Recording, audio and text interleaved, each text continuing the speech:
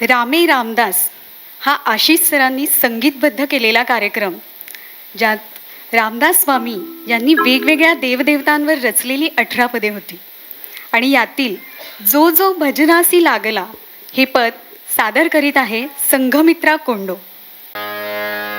जो जो भजनासी लागला तो तो रामदास झाला, तो तो रामदास झाला. जो जो भजनासी लागला तो तो रामदास झाला, तो तो रामदास झाला.